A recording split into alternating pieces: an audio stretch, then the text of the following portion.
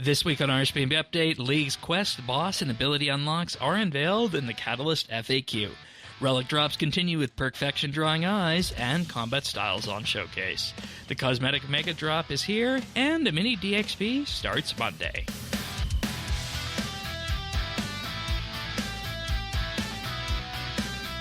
This is RSBANDB Update, episode 1053, recorded Thursday, September 4th, 2025. Good old days.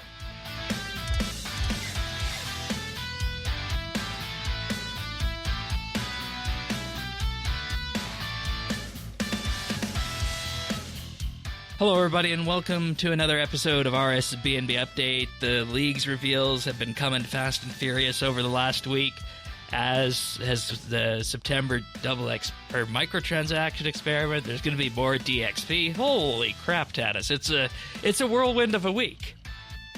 There's a lot. There's a lot.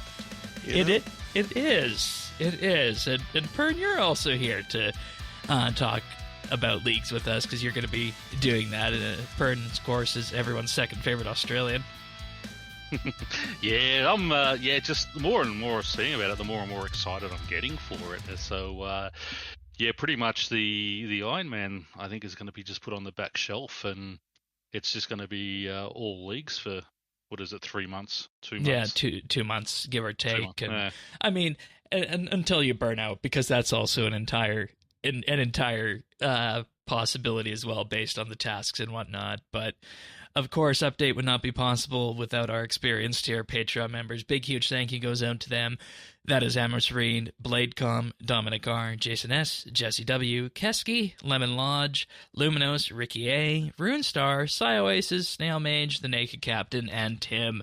Big, huge thank you to those folks. You'll hear more about our Patreon offerings a bit later on the podcast, but of course, in the meantime, full show notes can be found over at update.show. We have our community Discord over at update.show/Discord, and the friends chat can be found in game at BitsBytes. All right, so let's just dive into some of these leagues reveals that we've been talking about since last Friday, since we last sat here and recorded. So, what do you guys think? You guys want to just work backwards, or are there any big ones that are burning holes in your pockets? No, I think we just go through them one at a time as they were released. So, All right. They're all interesting. So, Yeah. And for people who haven't done it before, I mean, this is going to be great information because everything I read was like new and appealing to me. That's interesting you say that, because I was wondering how it was going to land for the people who hadn't played leagues before. Because a lot of these things are, in many ways carbon copies of what you would have in old school, just tweaked to what would work, for the RS3 gameplay. So that's interesting to hear you say that. So starting off today, day 7 reveals, we got the magic and necromancy combat reveals. So the magic one is called Crit Happens. Magic basic attacks generate 2 times adrenaline. The ability and special attack cooldowns are reduced by 20%. Magic attacks have a 100% hit chance. And this is the big one in my view that's making me have a real serious look at magic here. Magic critical strike damage is increased by 50%. So that leans into magic's nature as a crit build. And you still have all the bonuses that you would normally have. Yeah, and isn't magic the crit It combat is. style? It really right? is. Okay. It really is in this day and age. And on top of that, there's 95% chance to save runes while in combat. So reduces fun. the number of runes that you need. And I was mentioning this in Discord, and we'll have to wait and see based on how we feel about the other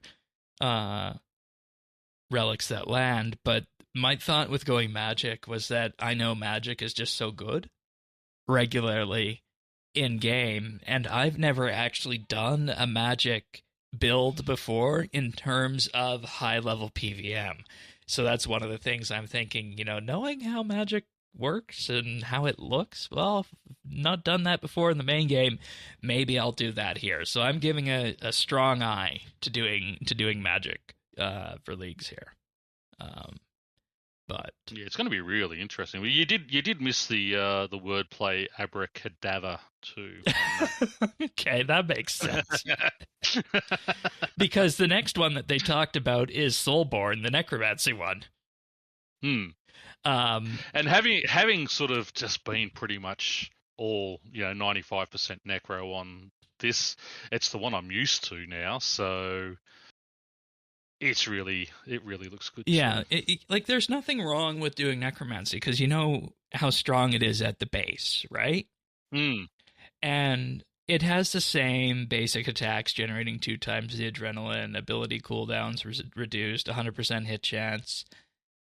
But where it gets interesting is that the necromancy conjure spirits are 25% larger and deal 25% more damage.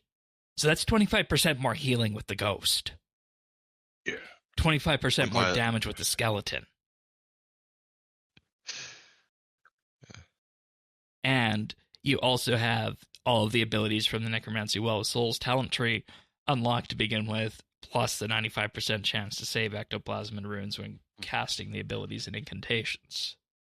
And that's a big one. Having all those abilities unlocked straight away is like, I mean, it took time to get all that unlocked and to make. I mean, necromancy is good, but a lot of those top tier talents, take a while to unlock, and that's what makes that's what really overpowers necromancy. Yeah. So having them right from the start is. And see, that's the thing is that even with this relic here, this is a good choice because it gives what we've all become accustomed to over the last 2 and a bit years and supercharges it.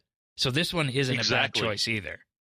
And that's what I'm thinking. I don't need to relearn magic because I already know all this stuff. So then, yeah, Soulborn might work for you. Yeah, because it's just second nature now. What were you going to say, Tanis? So Shane, as the one with a little bit of experience here, I'm guessing that we only can pick one kind of combat-related relic. So, and are there usually tasks related to other combat styles? In which case you would pick a relic for one. What I'm thinking is like maybe you get a magic relic because necromancy is already badass, and if you wanted to pick off necromancy task, not such a big deal. But if you had magic task, you might want that relic. Well, or it does not work that way at all. Well, typically what we have seen is that there will be the combat relics in one specific tier. So you will be locked to picking one of the 4 combat relics here in all likelihood, and the only thing that comes from these relics in particular that you need to be wary of is, are there specific bosses that you're going to kill that work better or don't work better for a specific combat style.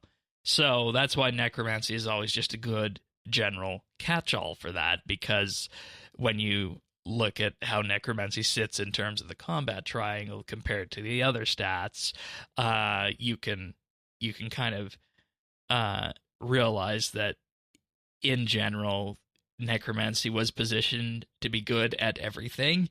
But I do also want to say, with all of the other combat relics of having 100% hit chance, my guess, and we'll have to wait and see how this works with the combat triangle, my guess is that this means that you'll be able to take magic to, say, the Dagonoth Kings and have 100% crit chance, or rather hit chance, at each of the kings, no matter which one you're firing at, because of that 100% hit chance power. So it kind of falls down to what you're going to be most comfortable with.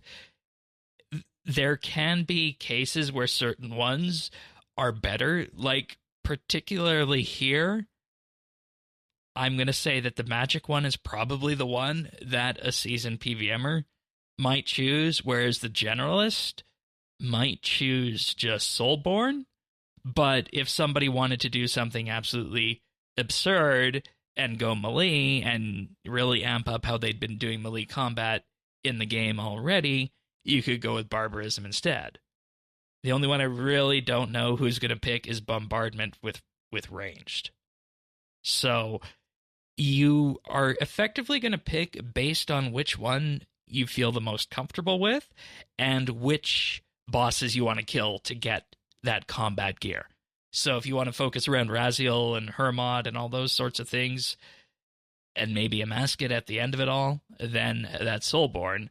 But if you want to do things like Virago or Carapac on the magic side of it to get some of the drops from them, you can go with the magic one. So that's kind of how I'd govern your choice. It sounds like the task, or at least the combat related tasks, are more it doesn't matter about the style. It's more like kill this boss. Yeah, exactly. You know, this number of times, or in this amount of time, or something like that. Yeah. And I mean, you're going to have 100% hit chance everywhere you go, so it's not going to matter too much based on affinities. So that's going to be less of an issue than it even has been in previous old school leagues. The first time we had 100% accuracy in a league was the last one. And that was, they only gave 100% accuracy to ranged, and ranged was, you know, just the default standard to go to, because it meant that you didn't need to, you know, worry about potting up or hitting too many zeros in the case of the old combat system. So, yeah. But as I was mentioning, Barbarism is the melee one, the same, 2x adrenaline, 20% special attack and ability cooldown reduction, 100% hit chance. But the big ones here, melee weapon attack range is increased by 1, and melee base damage is increased by 500. Oh, that's nice. So you're basically making everything a halberd here. And I wonder too, like, once again though, I don't know. I guess it depends on the task, because if you I'm sorry, I forgot. Like, melee damage also heals for 10% to damage dealt. Yeah, that's so you that's crit awesome. 10k. There's a free 1,000 healing. Yeah, but I mean, I guess you don't. Melee isn't used bossing very much, but if there were, like, it is. It's after necromancy and magic, it's the next most powerful combat style next to ranged. Oh, okay. Mighty, how the mighty have fallen. Well, and we talked about it. You know, ranged. The reason it's the lowest in terms of preference is just because you have to be so sweaty with the high inputs to make it work. Mm-hmm. So this is actually a harder choice than I would have thought. I mean, for me, it's between the magic one and the necro one. I can see all these uses. I mean, but I think maybe it comes down between melee and necro. Yeah. For the ranged one, bombardment, this one has the same 100% hit chance, ability cooldown reduction, and increased adrenaline, but single target ranged attacks will also be cast on up to 9 additional enemies within one tile, and there's a 95% chance to save ammunition in combat. It was initially 50, but they upped it.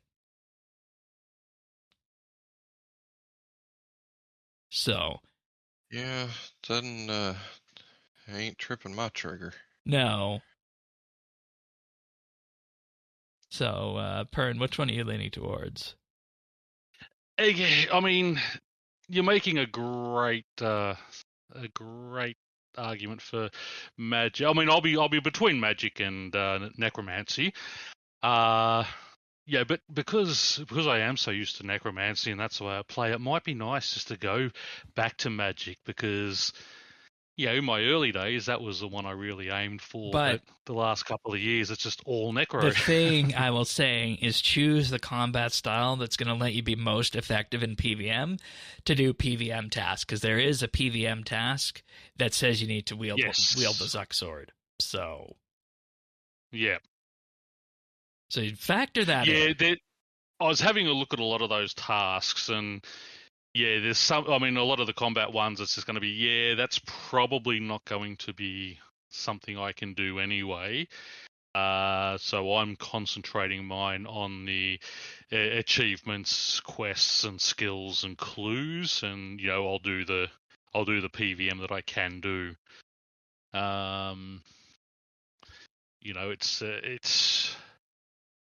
It's going to be so interesting. And the other thing you've got to remember is also it is only for 2 months. So it's not like, oh, yeah, I'll just, I can just go this, do this and such. As you said, you're not looking to max.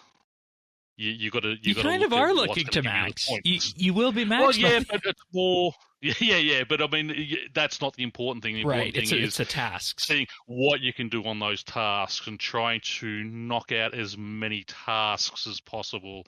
And the levels are just going to come with time. Yeah, it's those tasks because you want those points. Yeah. The next one that we got was Banker's Note, and the usefulness of this on RS3 is questionable at best, as it grants access to your bank almost anywhere in the world, and it allows you to also note and unnote items in one action with a specified quantity, and you can manually use items on the Banker's Note to note and unnote them directly into your inventory. The one thing that comes up for me on this is that you could just do necrotic runecrafting with this. Well, yeah. Most rune crafting, most fishing, because if you want to get fishing and cooking going, I mean, this is. I mean, I was sort of thinking, but I mean, I can get my bones noted if I just chase the diaries. But you're sort of thinking, well, no, don't waste time doing this that. is going to be exactly. This is going to be a better sort of one to run because, noting everything and just not having, like sitting down here at Krill, where you get all your potions and all that, and you've got to sit. Oh, I've got to take note paper and do all that type of stuff to pick up all the drops. Don't need to worry about it. It even makes it like if you're doing archaeology, it makes porters irrelevant. Exactly. That's it, and that's why I think this is going to be a huge one for that type. See, here's the thing, though. To give a bit of comparison of where we might be heading with this, the last Banker's Note kind of relic that the old school league had was put up in terms of competition at tier 3 with the Clue relic and Fairy's Flight. The Clue relic basically teleports you to your Clue scroll step, and the Fairy's Flight was a teleport to any fairy ring, spirit tree, or tool leprechaun. So that's what Banker's Note was up against, and I have a hankering suspicion that we'll be getting something like Fairy's Flight and the Clue one. So these might be in a similar tier. Yeah. And if the Clue one comes up against this one, obviously I'm going to go the Clue one because that's the way I go. And typically as well, there is a good portion of points locked up in clues. So if you can make clues simpler to do, that's a good thing. Yes, exactly. And having a read of just the sort of the low and easy and medium tasks, there was a lot of stuff for clues in that. So and I love clues. So Farming Frenzy. This one made it so that patches are harvested instantly and produce is automatically noted. Seeds planted instantly grow to full. 15% chance of extra increased crop yield. All patches are treated with ultra compost. 20% chance to save planted seeds when sowing. And herb seeds are planted at a max amount with only the base amount of seeds used.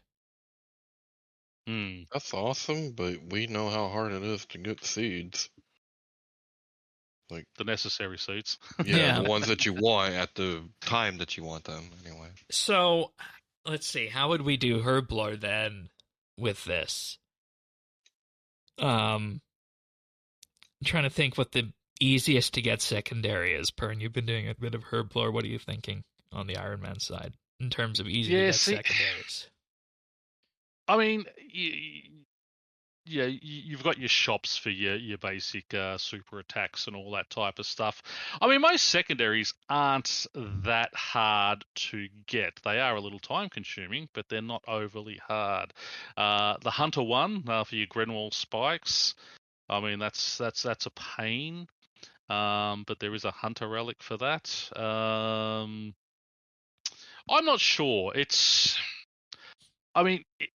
doing a lot of the other stuff, a lot of herbs are going to come in anyway with Slayer tasks and things like that. So this sounds great, but it depends what it is up against. Yeah, Again, exactly. We need to know for that. Yeah.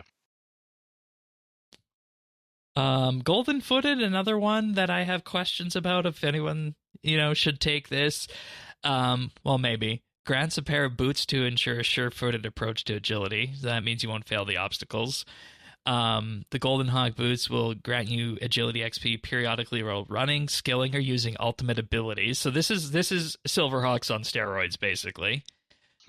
Completing an agility course will give 1,000 coins per agility level, and completing the agility course lap will have its XP increased by 200%, and then you factor in on top of this all the other leagues multipliers, and you see how crazy the agility XP gets on this. But again, agility is not a big thing in RS3. I mean, I know it is over in OS, but on our game, it's not a. I mean, it is a factor, but it's not a huge factor. I mean, it's a question of how do you get to Prif, right? Or how do you get to 75 agility first, and then just do the Prif course if you don't take this? Because I don't think that the money aspect of this is that important. Yeah.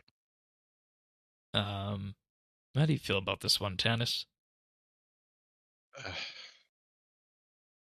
I think this might be one of the difficulties for me because I like to play just, how, I don't know. Man, I try to avoid agility, so, and I guess you need it to do the course at Priv, but, yeah, getting there. Again, it'll depend what it is up against. Right. We need to know the tiers.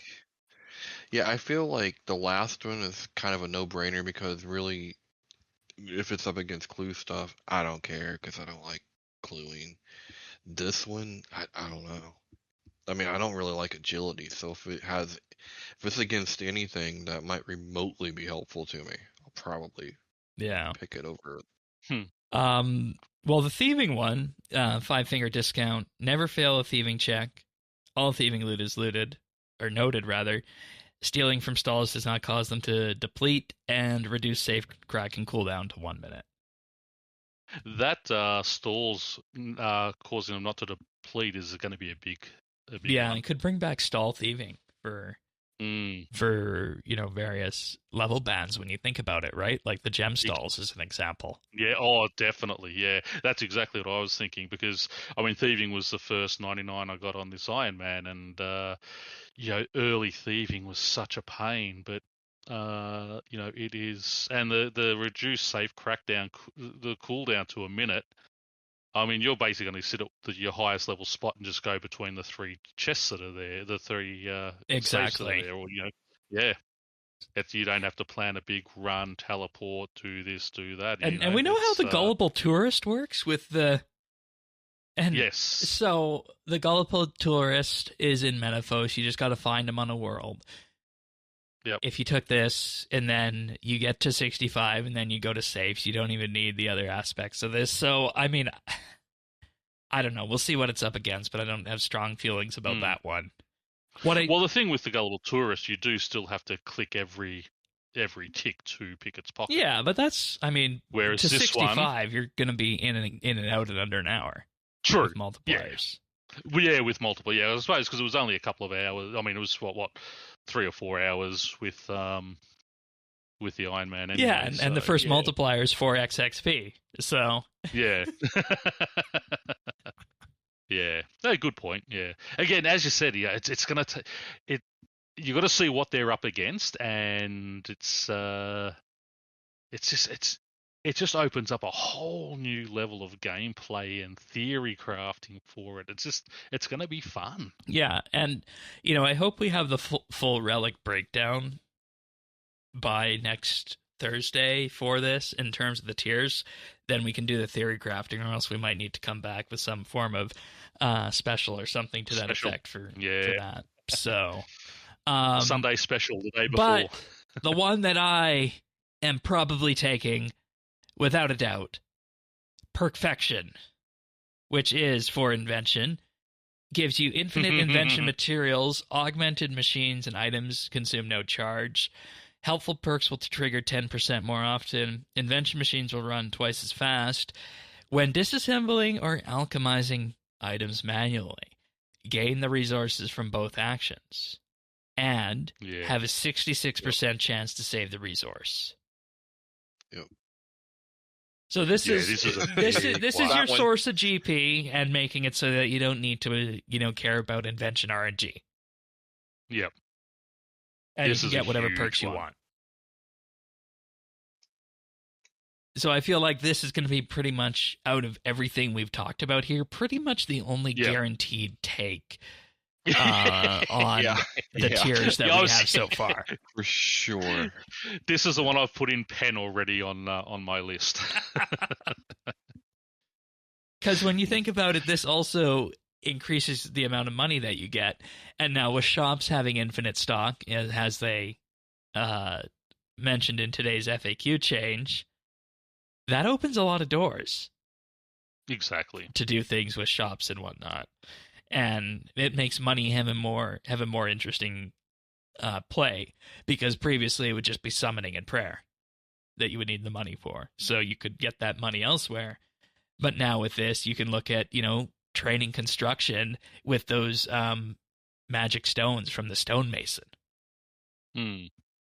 You could potentially do summoning the same way with the planted or with the bagged plants from the Falador Garden that have a set number of stock there. So I am looking forward to this one. I think this will be a guaranteed take, but knowing the way things are going to land, this will probably, based on how powerful it is, this will probably be tier 5-ish, I want to say. Maybe tier 6, depending on how it lands. So it's probably more of a late game one, just looking at how powerful it is. But yeah, the proof is in the details, as they say. So, all right. Anything else on the relics we got so far as of Thursday here?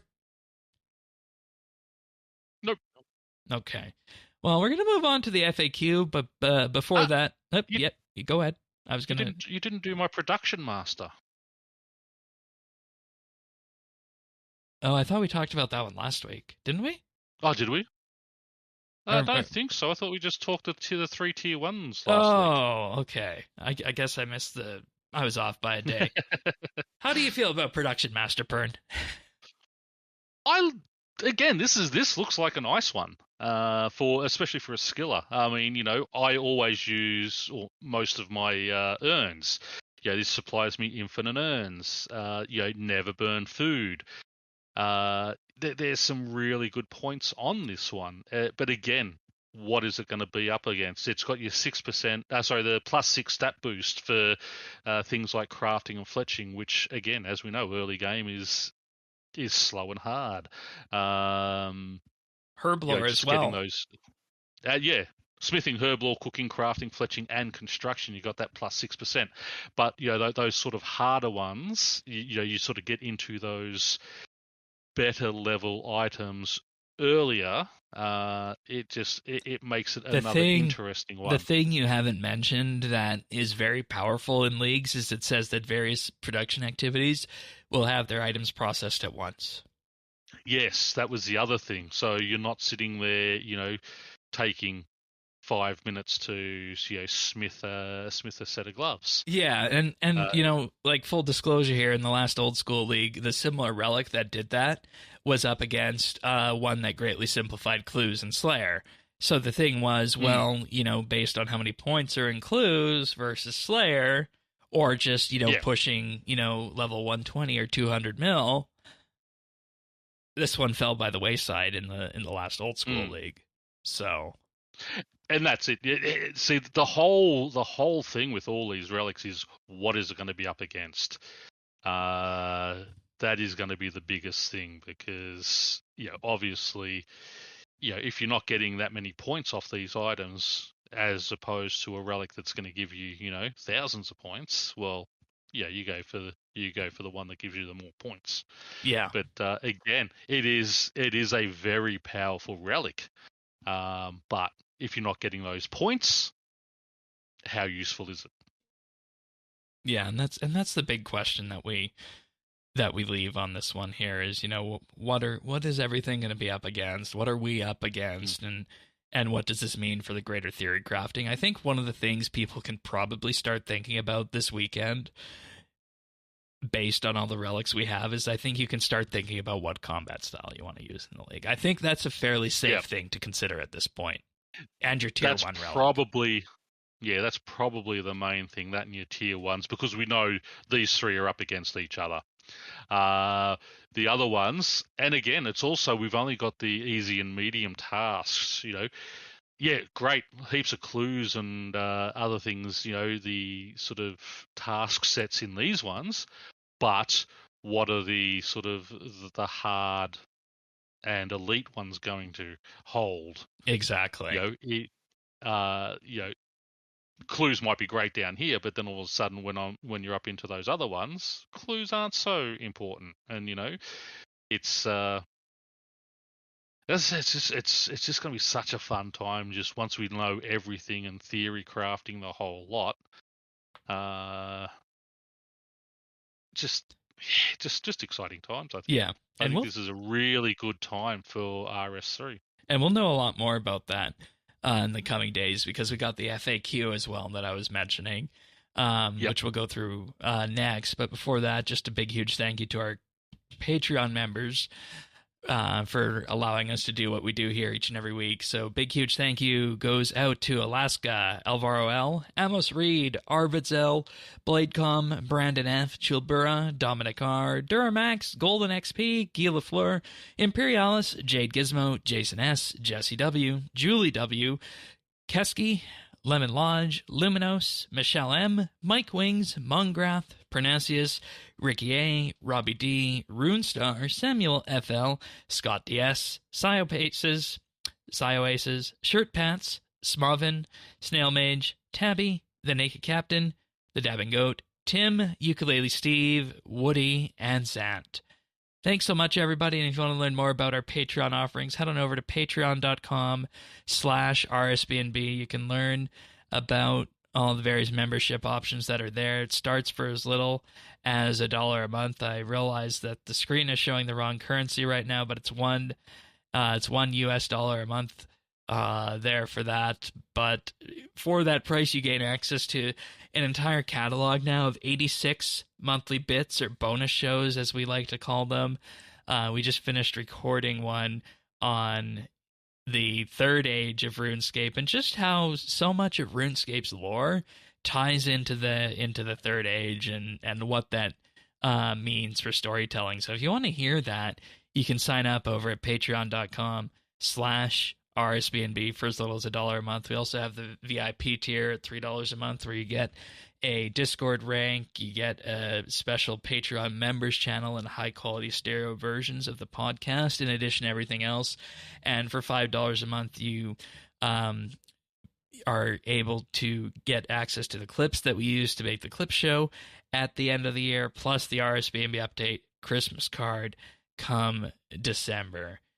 The support is truly appreciated, everybody. Thanks so much for allowing us to do what we do here each and every week. It means the world to us. Thanks so much, everyone. Patreon.com/RSBNB.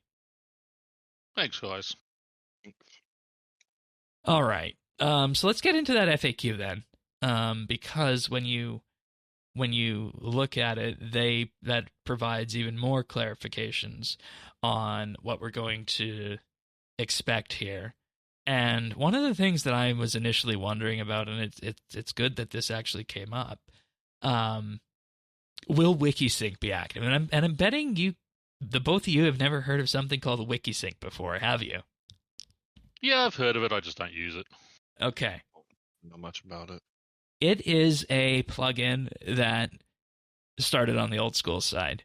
And what it does is it syncs all of your character data over to the RuneScape wiki, and it's really powerful for leagues because it shows you which tasks you have completed. So with the league's onboarding, they will be allowing you to tie your RuneScape character to the RuneScape wiki database to get a better picture of everything that's happening with that. So, Oh damn, yeah, that sounds nice. This comes as a result of a partnership between the RuneScape wiki and the dev team on this, which is, you know, they always just manage to do the most amazing things, those guys. So, that one is very interesting. As you were mentioning, Pern, we got the easy and medium tasks released in full, so you can actually start charting your path around Lumbridge and whatnot at this point in time. Yep. Looking at, you know, some of these tasks in terms of area and whatnot. I was wondering if they were going to have the one for doing the north staircase, but it doesn't look like they're doing that one here in Lumbridge this time. But you can go through all of them. Are there any that have caught your guys' eyes up to this point? No, they're all fairly basic. I've just you know, sort of all the easy and medium tasks you know, are listed there, the task set or achievements, diaries, which is something, you know, I always chase anyway, so that works well for me. Ton of stuff on clues, so that's sort of and you can kind of start to see how the league takes place with that. Yeah, that's it, and seeing a lot of those tasks and. But again, they're just the easy and medium ones, which are fairly standard stuff. So yeah, and the great thing is that we have so many tasks that are area agnostic in this, in terms of, you know, like getting 50 quest points or completing 100 of any clue. You can do that anywhere, and you don't necessarily need to do it in the starting area. And yep. And like, there's that one that I was telling you yesterday or last week about progress to the leagues tutorial to unlock your first relic, and this is going to be your first task for 10 points. Yep.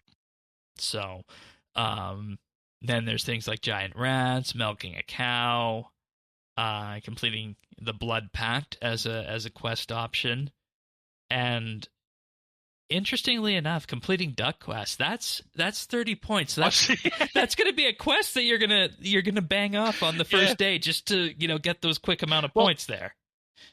That's it. And I mean, because I went through and listed all the quests that were on this. Just yesterday. Search for quest, right? Yep. Just go through all the quests. But a lot of these quests that you're going to require to do a lot of these things, a lot of them are already unlocked.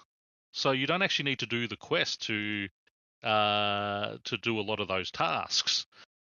So there are quests you have to do the quest, but there are a lot of the tasks that you have to do where, you know, the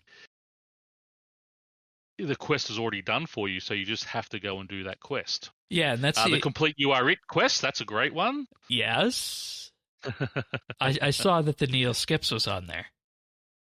Yes, the needle skips is on there as well. There, let me. In regards to quests that are auto-completed, that was a big question, too, about whether or not that was going to be a thing, if we were going to need to go questing in the league.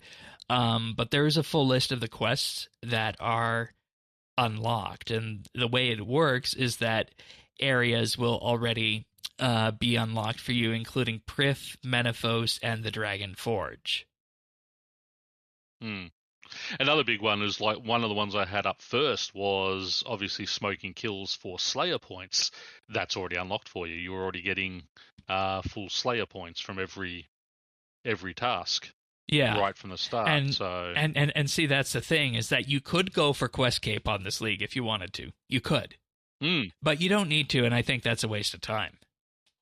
Yeah, when it comes to looking at all the other tasks that you can complete instead of that. So that's it. Tanis, were there any tasks that stood out for you? Nothing that really stood out. I'm just searching. I mean, I will be doing whatever skilling related kind of task I can. I'm wondering if some of them won't be till like the later sets, where that's really gonna start coming into its own, like get all 90, you know what I mean? Yeah. I don't know.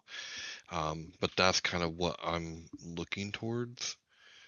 One of the weird ones I thought was the win a game of Castle Wars, that they're sort of trying to make those mini games relevant. You know, it's like, really, all the that's king's a task? horses and all the king's men could Hmm. never put Castle Wars relevant again. And you know the interesting thing about that is those are one of 3 easy and medium tasks to be completed in the Yanil area, which mentions that most of the tasks that you're going to find in Yanil are going to be in the harder tiers. Yeah. I mean, there's quite a few already in Prif, which, you know, activate Prif Lodestone, climb the Tower of Voices, right, you know, those type and so of you things. can just get there, like you can just go and run through all these easy tasks, all these medium tasks on day 1. Exactly. Because they don't the have any requirements. And that's one thing that actually makes this league easier than the old school leagues, is because for that first day and first few hours, you're limited to Fossil Island, Mistlin, and Karamja. Oh, okay. So whereas we have the whole world. With having the whole world, you can just go area by area and run through the easy tasks until you get the relics that you want. What I would say to people is, on the wiki, just click on the requirements, and all the NA ones, the not applicable ones where you don't have any requirements, put those to the front of the list. Yep, straight at the top of the list, bang, wipe all those out. And, I mean, obviously there's things like equip any 2 pieces of an elegant outfit you're not going to be able to do because you need to get those elegant outfits off clues. But, you know, most of the ones in there are going to be very easy. Easy to do. And of course, there's one called Tiffy Time. Sit on the bench with Sir Tiffy in Valador Park. I'd rather real Tiffy Time and sit on the bench with Tiffany Stratton, but anyway. I don't know who that is, but okay. Wrestling fans will know that one. All right. Running through the list of some of the quests that are auto-completed: Restless Ghosts, Stolen Hearts, Big Chompy Bird Hunting. Tells me we're going to have chompy tasks. Biohazard, Catapult Construction, Diamond in the Rough, Jack of Spades, Making History, Morning's End Part 1, Part 2, Plague City, Plague's End, Regicide, Roving Elves, Sheep Herder, Underground Pass, Waterfall, and Within the Light. So the second half of that list there is basically the Prif quests. Yeah. Yeah. Other interesting notes from the FAQ. Bosses like the Gate of Elidness, Amasket, Vorkath, and Raziel, those will all be unlocked, and you won't need to do the requisite quests for them. Yep. Or sorry, that's the case for the first 3, but not Raziel. Players still need to complete the prior quest in the Necromancy Chain for that one. Vigor, Puzzle Blocks, City of Sentistan spells, Dive, Ancient Curses, Ancient Magic Spellbook, Lunars, and Saren spells. These are all going to be unlocked on certain Relic tier passives, and that's something you were wondering about, Pern. I think that was me. That was you, Tanis, that asked about where the passives come in. And when you choose a Relic, you get a certain amount of passives at that tier. Yeah. So not every if you don't go magic, you won't get those magics automatically unlocked, is what I'm reading into that. No, it says tier passive. So regardless of what relic you choose at a specific tier, you get all the passives in that tier. Oh, okay. Yes. So if I went Necromancy, but these are like a tier 4, I would still get Ancient Magics unlocked without having to do Desert Treasure. That's the way I think it will work, yes. Okay. Yeah. You mentioned the Slayer points already. Archaeology shops and shops you already talked about. XP modifiers, that's a good one. And confirmation on that the XP modifiers from dailies and quests are affected by the League XP modifier, so daily challenges are in play. Oh, shit. Times foe. The divination caches minigame is in play. Oh. So definitely do your daily what's it called, Rune Goldberg, so you can double up on a lot of those 8 times. The other one that comes to mind that's going to be absolutely massive for this is if you wanted to quest and you go complete Eclipse of the Heart, the Desert Finale. That is theoretically, if the multipliers are going to work the same, if you had full multipliers, that is theoretically at this point 16 million XP in a skill beyond level 85.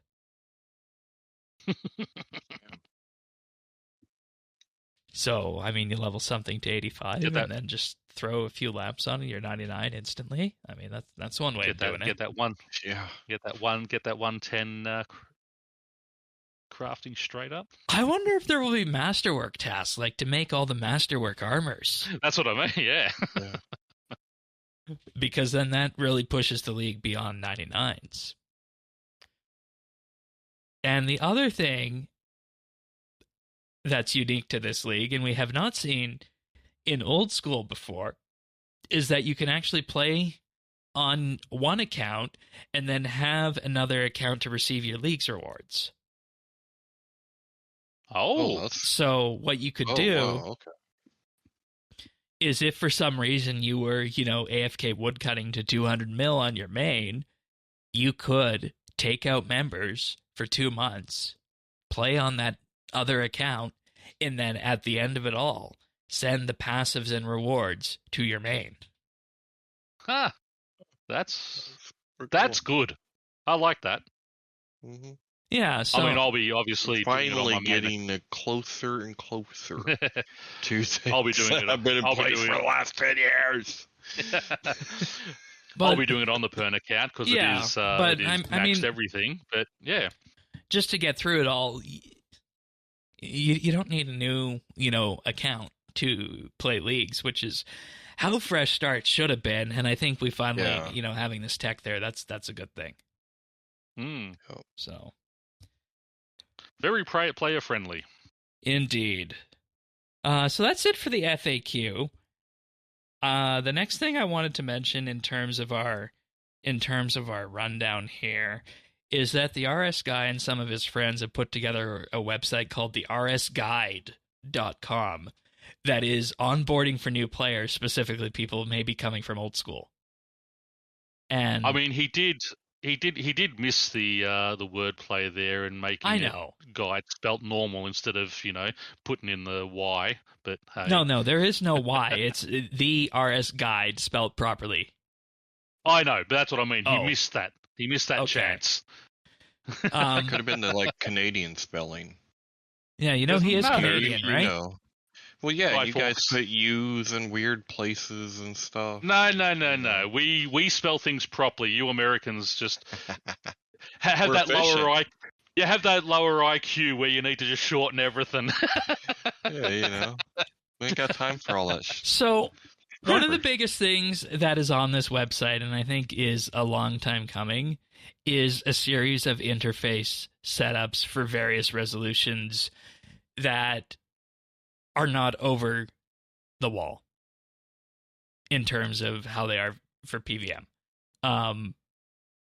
What's been set up here is a specific account called RS Space Interface, where you can just copy interfaces from that account. And what it aims to do is to get you an interface setup that is, I think, better than what is already in-game for the main onboarding, and will be something easier for old school people to get into if they're coming here for that. Well, that's cool. And it's not, one of those interfaces with gobs and gobs of action bars on it. There's only 2. So, which is what I play with. Yeah, and honestly, this interface is pretty close to what I have, and the only major differences is that I use a smaller ribbon at the bottom in my XP my XP and stats is on the right hand side there. So I mean, it's a good interface, and the idea behind this is to make it so that you're not spending hours upon hours setting up an interface and account when you start playing leagues. But That's cool. It goes through all sorts of things like the chat box, the map, tour of the action bar, the buff bar, recommended settings, and more. But one of the things that it actually mentions in particular is the tick system, and shows a graphical interpretation of how the tick system works for people that want to get into that, and also goes over setting up keybinds with providing some potential ideas of how you might want to do keybinds for an action bar setup, which is something I think a lot of people don't really think about unless you've played these kind of games before. But if this isn't something you've set up before and you're interested in the way it's laid out on the keyboard, plus with all the modifier keys, you can find that in the getting started section. And that was the other major thing that I wanted to highlight here with this, is the onboarding of keybinds, and then also just a very quick TLDR entry into combat in the game that is sorely needed, I think, based on the combat system that's there. There's also forthcoming guides on all the various combat styles as well. So this is it's a very important resource. It sounds like a resource that would have been awesome to be there when EOC came out. Yeah, or if this sort of website, could just be ported over to the RuneScape.com website. Let these people manage and update that. Let my people manage. Because this is something that the game could do with, in all honesty. Mm-hmm. So, definitely. Just wanted to give that a bit of a showcase there for that.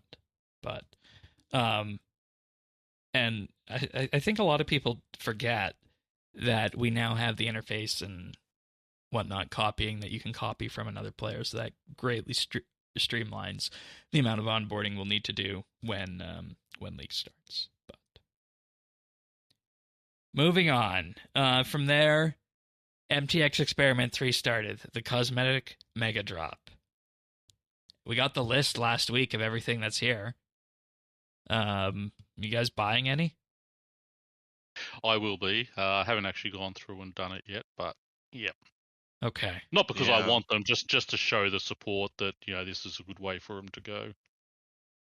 Yeah. I just don't get excited by the outfits anymore. I mean, I know it's saturated with everything, and I know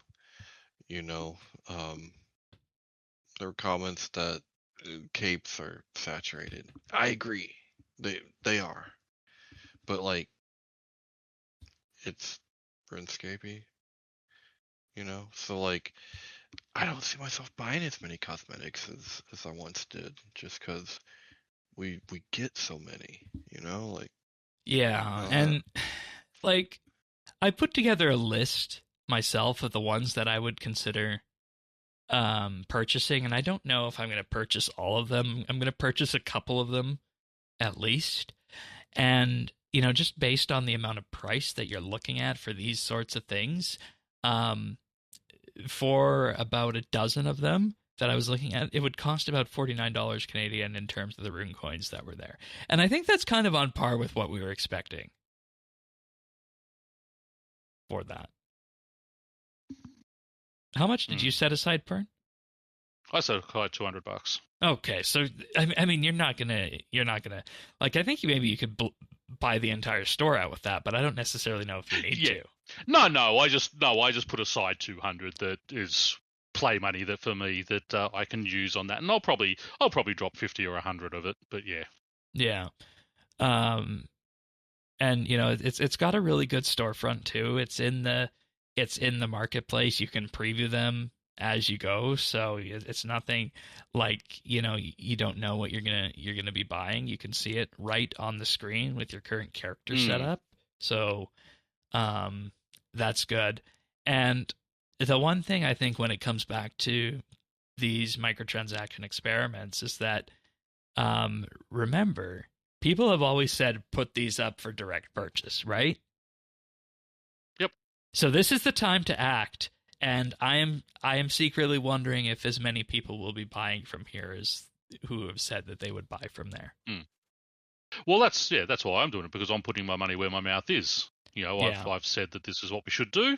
As much as I don't really care about them, but I want them to know that, hey, I appreciate what you were doing and trying here, so I'm going to throw some money your way for listening and doing what we want.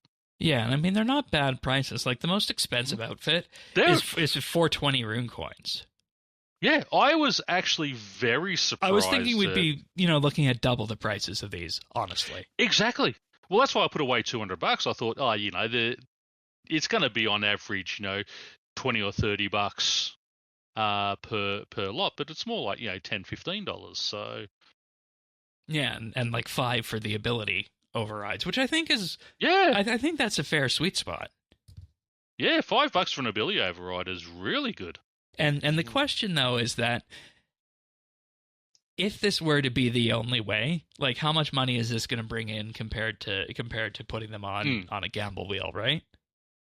Well, exactly, and again, that's the other point, because if they're there just to buy all the time, I'm not a big person on cosmetics, so for myself, yeah, they probably wouldn't get that much money out of me. But then I don't spend money on the keys either. I use my free keys.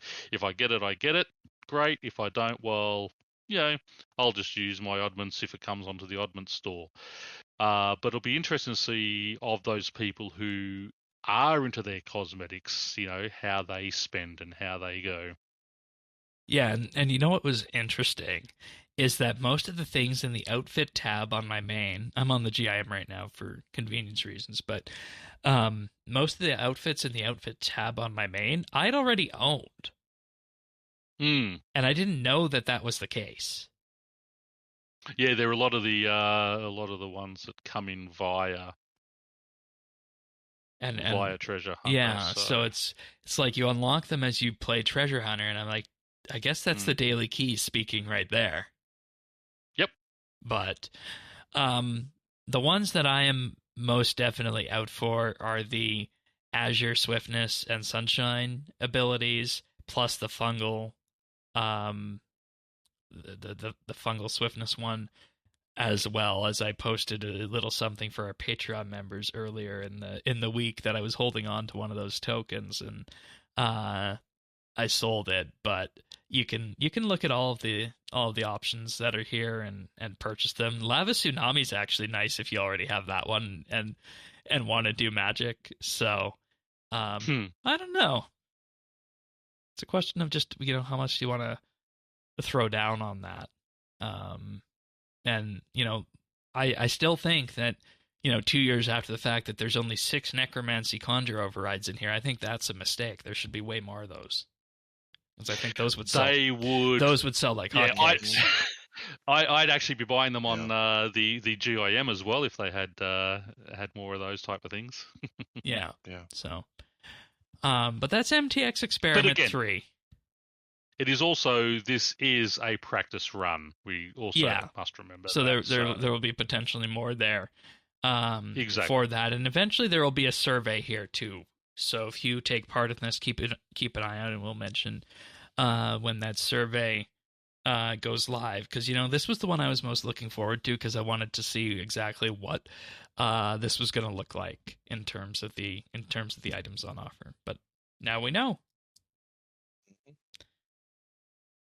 All right, we're getting double XP again, starting on Monday. You were wondering what this was for. It's like... Yeah, because there was so much whinging going on, I ended up turning most of the chat off and just kept up clan and friends chat on. But yeah, I thought it was just my computer that was, because they're doing a lot of roadworks around here, and my internet hasn't been great. I get a lot of dropouts. I'll be watching a TV show and then it freezes up on me and such. Oh, look at that 119 invention. Sorry. But apparently it wasn't just me. Yeah, they said server instability issues, and I think what it came down to was it was DDoS. So this happened while Double XP was running, and they said it happened multiple times during the last Double XP run, and a significant Bloody portion World of Warcraft trying to kill us. The player base didn't even come close to maxing out their DXP timer, so they know with for the last few hours of disruption striking at the wrong time, it can be quite the hit for some folks' plans. So with that, they were consulting with people over the last week and a bit. So with that, there will be a mini-dxp running from September 8th through Sunday, September 14th. That will give 12 hours of normal double XP, reduced from an initial proposal of 24, and all eligible players will have access to this double XP period, which means everybody except Irons. And with this will be the full double XP with no restrictions. See, I feel like this is a good thing for the players. It's probably the right thing for the players, but two things. One, what kind of a loser are you to, I'm gonna DOS the Jagex. Yeah, that's what I mean, seriously, like, grow up. Two, it has I'm calling in a bomb threat to school because I didn't study for my math Well, test. you know what it was? You know what it was is there was a streamer, and I don't think he's one of the World of Warcraft people coming over, but he was going to start streaming old school, and he made some comments about the Stop Killing Games advocacy project that his community didn't like. So whenever he'd start streaming old school, somebody in that community would fire up a DDoS against the RuneScape servers. It's just jackass, though. Like, oh my god. Well, I'm glad no one's hungry anywhere or anything like that. Or I think this is actually a good thing, though. You know why? Make RuneScape more robust? No, it gives us a good A/B test of how people interact with the regular double XP versus the restriction double XP right on each other's backs. Oh. Good point, yeah. You mean it's the Cambridge mob, they DDoSed themselves. Conspiracy! Like, this is a really good piece of data for that MTX experiment, too. To say, with a week and a bit in between DXPs, what does it look like when we give everybody the full tilt double XP? Yeah, quite a coincidence. Bloody tennis. Let's get the conspiracy out there. So no restrictions on items. So, I mean, if you have a bunch of proteins that you need to burn them. Yep. I know I'll be going on my main and purchasing the Necromancy outfit with my DXP tokens. Oh, yeah, DXP tokens are up, aren't they? Yeah. I'll have to jump on and see what's happening. But with this, they said that they're also committed to exploring, and this is the other thing I wanted to mention in this segment. We've also committed to exploring your requests to reduce the overall availability of double XP in game. We'll do this openly with players beginning in our usual winter DXP window, which is in early 2026. Excellent. Mm-hmm. I think it'll go back to twice a year. That'd be so good. Yeah, so I wouldn't mind that. No, like it will make it special. It makes it special. Yeah. But I also, I mean, go ahead. I know everyone loves the 10 days or whatever it is of it, but I liked it when it was just the 3 days, Friday night to Monday morning, just bang, and I'm just sitting there. Eat buffet, Yeah, exactly. I mean, there's so many people on you. We chat to people. You could just veg out. You'd get up in the morning, throw on a tracksuit, and you just go bang. You take a break for a coffee or whatever. But I love that rush of just that 48 hours. I mean, and I know I'm in the minority there. I'm with you on that one though, because like it just felt more special, and everyone was on, and everyone's competing and talking and trying to work out. I just love that. Like, I don't know if starting at 2.7 and going down to 1.1 is the way to do that here. I don't like that. Yeah, no? Okay. No. I mean, I used to like. No. I used to like that, but no, I like just the when they it started at midnight on Friday and ended at midday on Monday, bang bang, all the way through. Well, remember the logic. I had a couple of weekends. The logic for moving away from that was game health, to ensure that people didn't need to spend an entire weekend in front of their computers. Yeah, but it's kind of like, think of that as like Vegas, right? Exactly. Like, you can't live in Vegas. They'll kill you. But you're only there for the weekend. So that's right. And when it was twice a year. Yeah, it was twice a year. You're 48 hours. You just tell the family, listen, I'm unavailable for this weekend, and just bang, and you just lose yourself. Yeah, it's like the 2 times a year us over 40s could like stay up till 3 or 4 or 5 exactly, in the morning, and we would still be rocking. I could go 48 hours, and then God. come Monday, I'd sleep for 3 days. But hey, exactly, it was fun. But yes, anyway. My longest RuneScape session was about 13 hours, and it was not on a DXP. I took the weekend off work on one of my very first ones where they had it, and the family was going away that weekend. I think my daughter had a dance thing on, and my son was staying at his friend's place. So I was home alone, and basically I went from midnight, and I think I crashed out Sunday afternoon. So I did like 36, 37 hours, slept for about 3 or 4 hours, got up, had something to eat, a shower, and then went straight back to it until the Monday midday. The family come home the Sunday night, and I'm just sitting there, my eyes hanging out. I'm like, yep, hi, how are you? Yeah, off you go. Yep. It was fantastic. Maybe there's an argument. It's not something you do every weekend, but I mean, it was just fun. It was special. It was like, But I don't think that, I don't think it's on the table to go back to that over the weekend period. No, they won't go back to that. Too many like Is there anybody under 18 that plays this game? Yeah, I think so. I mean, for real, you do, really. Really? Well, if you see some of the chat, I mean, the mentality is under 18. But anyway. Well, I know, but people online wear diapers too, so I mean, but no, think about 18. For 25. I don't know. There can't be too many people under 18. Certainly not the majority these days. Yeah. Yeah, damn it, why are we letting the tyranny of the minority is telling us that we can't have 48 hours of constant just brain-numbing XP? Damn it.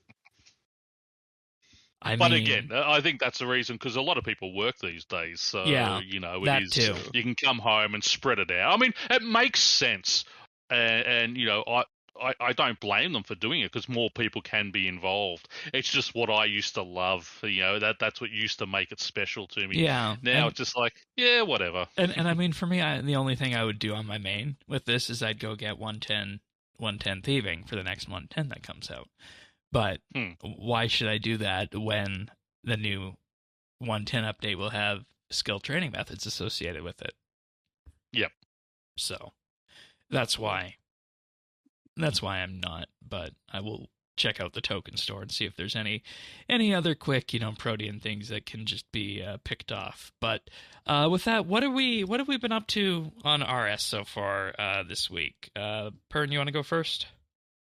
Well, basically, I was back on the main account for a while. I unlocked all the 20k tokens needed to do the bees. Basically, did it by making my masterwork bow. Ooh. Had to do that, and I was trying to buy because the only things I didn't sort of gather myself was obviously the essences from Arax. Tried to buy those on the thing, and they were listed at like 62 mil or something. So I thought, I'll put 75 mil each for them because you need two of them. Yeah. Weren't buying, and I thought, I wonder how they're made. So I've had a look, and you get two from one item. So I'm sitting there, well, all the weapons are like 260 to 290 mil. So why would anyone be selling essences at 62 mil? So and if anything, that weapon price sounds a little bit under. I think the scythe is probably a lot more. Oh, probably, yeah. I only looked up. Were you able to get the? No, weapon? well, what I did, I had my Nox bow anyway, which I never use anymore. So I just broke that down, got the two essences, because obviously the masterwork bow's a tier 100 as opposed to the tier 90. Just put it on that, and yeah, so made that. On the GIM, a lot of skilling this week. Trying to gather up some more of the clues. I'm just waiting on getting a whole bunch of those so I can sit down and do a day of clues to get us our rings. Got quite a few of those. Got another 99, which we'll hear about soon. And that's about it. All right. How about you, Tannis? Well, we're down to herb lore, agility, and then, some dungeoneering with the group. And I'll have my skilling recs done for Proof. And then I've also been just working on necromancy because I'm gonna do some Slayer. But I had to kind of catch up my gear to my level. I was still running around like 20 something. Oh, wow. It was low. It makes a big difference, doesn't it? Yeah, it does. So, yep. Okay. As for me, I've been pushing prayer when half an hour is up, but at this point, I'll probably just go and close out 95. Presently at level 92. I want 95 for the turmoil type curses, and alongside that, been questing with that to push towards Templus and Tiston. And this is part of the reason we did that monthly bit. I just get a lot more enjoyment out of the old Majrat quest than I did out of that first missing presumed death quest in the 6th age and everything leading up to that. It was a whirlwind of, freeing Hazil and then doing Temple of Ikov, siding with Lucy in there, amongst other things too. So everything's kind of just lining up for Templus and Tiston right now. The only things left are Tale of the Muspa, Curse of Arav, and Devious Minds. And then the Templates and Tiston quest can be done. And then that'll unlock curses.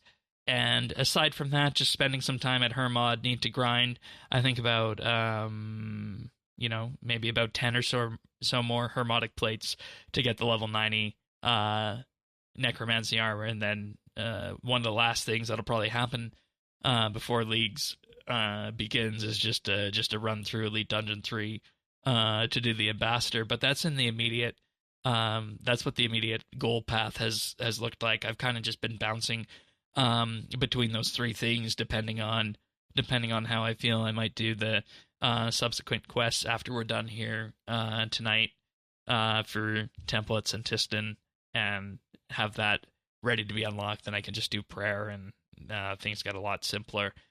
After that, And I don't know if I mentioned this last week or when this was, but I did get the Kiln Cape last week as well. Yeah, I probably did. Very nice. Yeah, I did mention that on last week's show based on when that was. So, yep. I need to start keeping a log of what was mentioned on the show, apparently, based on that. So, but that's... No, it's the weave, Shane. It's called the weave. That's right. All right. Speaking of things that were also done, achievements. People have achievements this week as well. So starting us off, we have, if I could scroll properly, we have Drizzly Lemon with 110 smithing on September 4th, as well as 110 mining. Pern, you got 99 smithing on the GIM on the 2nd. Congratulations. Thank you. Yeah, that come in a lot of work there with that's what I said. Drizzly Lemon with 110 mining and smithing. I mean, my mining is a lot higher than my smithing. It's We also have Champ K-Mac with 2 billion total XP on September 1st. That is a huge accomplishment. Chimney Lax with 99 farming on the 1st, and Miss Whipped with 120 necromancy on the 31st. Love that name. And moving on, we have Potato with 120 thieving, August 31st. Vapor 13579 hit both 99 rune crafting and 99 divination, also on August 31st.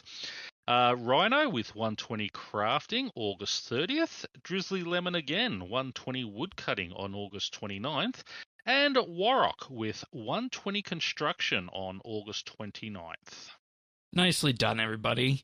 And Snail Mage has also been doing some PVM, getting a 1 kill count Roar of Awakening at Nakatra, and Greater Concentrated Blast from Karapak. And if you want to share these achievements with us, you can do so by heading on over to our Discord at update.show/Discord and posting them there. Post them before reset time on Friday is what I'll say. So before midnight Friday game time, and we'll work them into the show for the week, as happened with a lot of these people here in the achievements. All right, what do you got for pick of the week, Tannis? I'm going to do it again. I don't know this is just a really long build-up to Halloween, but I got another 80s horror series. So I had, I did Hellraiser a while back, and this time I'm bringing you Phantasm. And what is really fun and interesting about this one was the first movie that I watched. I was like, oh, this is hot garbage. And I had to keep telling myself to keep watching. I'm like, I'm not going to make it. But I watched the second movie. I'm like, it's better. It's better.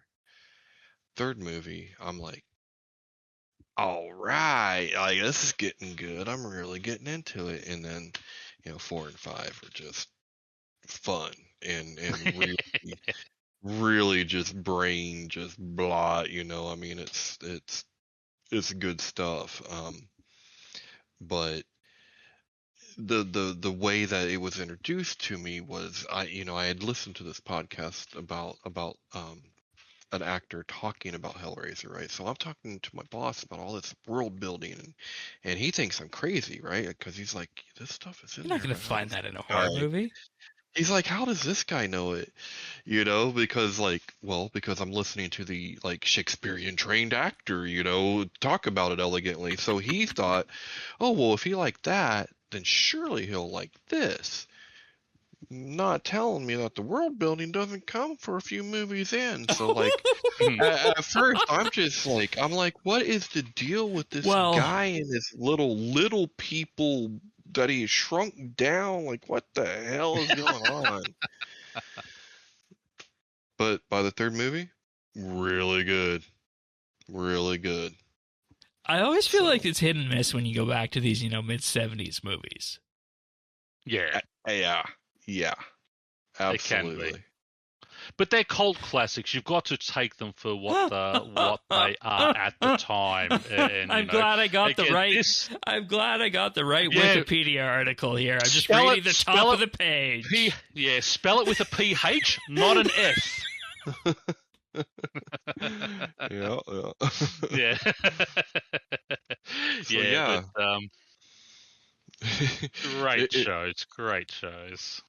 If anyone else is like me and you remember these, so there used to be these things called video stores where you used to go and actually rent physical VHS tapes. Shocking. I know. That was what was predated DVD. I mean, you've had the experience too where you go to one of those places and you don't know what you're getting and you come home with nothing, right? Yeah, but what I always remember is walking through there and looking at the covers, right? And so I remember these. So if you're like me and you did that, but you never actually had the guts to take them home and watch them, it's never too late. Never too late.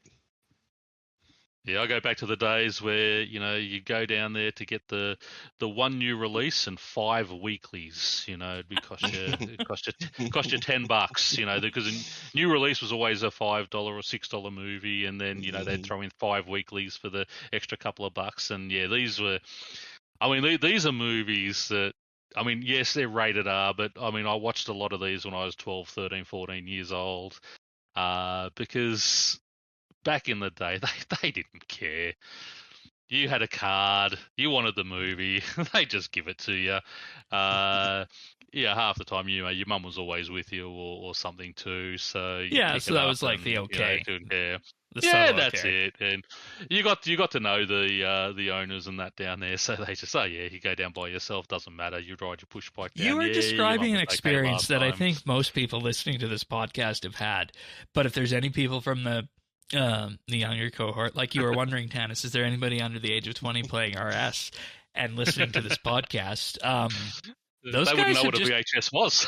Right, and those guys will just have experienced streaming and know, rental stores.